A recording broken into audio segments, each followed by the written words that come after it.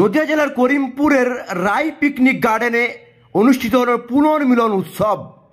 2002 সালে যারা উচ্চ মাধ্যমিক পাশ করেছেন তাদের নিয়ে আজ এই পুনর্মিলন অনুষ্ঠান।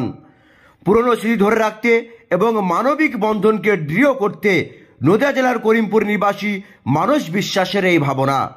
তিনি আজ তার সহপাঠীদের মোট 42টি পরিবারকে একত্রিত করতে সমর্থন হয়েছেন।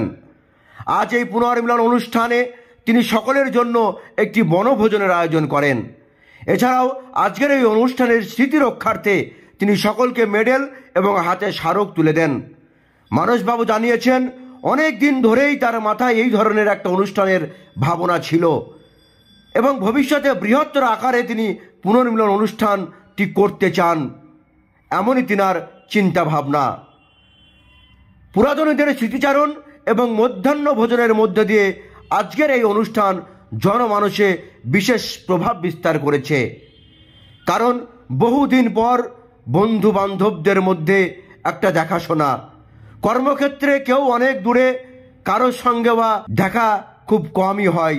এমনই 42টি পরিবার আজ একত্রিত হয়েছিলেন। নদিয়ার করিমপুর থেকে বিশ্বজিৎ রায়ের রিপোর্ট, পলাশী নিউজ। অমানুষ বলা যাবে না।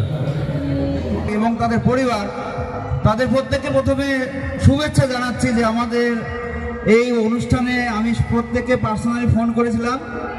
সবাই যারা যারা অংশগ্রহণ আজকে করতে পেরেছে তাদেরকে প্রথমে ধন্যবাদ জানাচ্ছি। এছাড়া বান্ধবীদের ফ্যামিলির পরিবার সহ আমাদের সাথে যোগদান করেছে, এটা একটা আলাদা মাহাত্ম্য বলা যেতে পারে।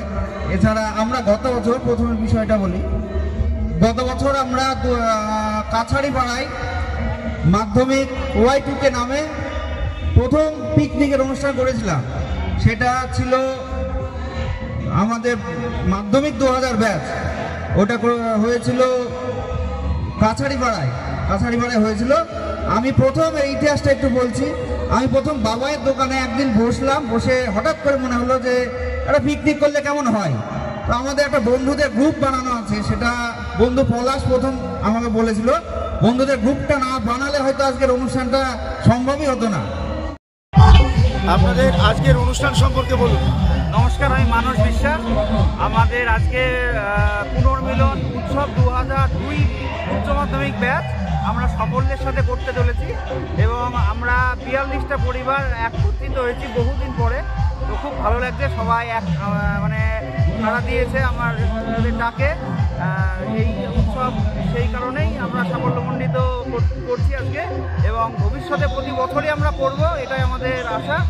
এছাড়াও আমরা আগামী বছর আরও ভালোভাবে আমরা যাতে করতে পারি, এইটুকু আশা রেখে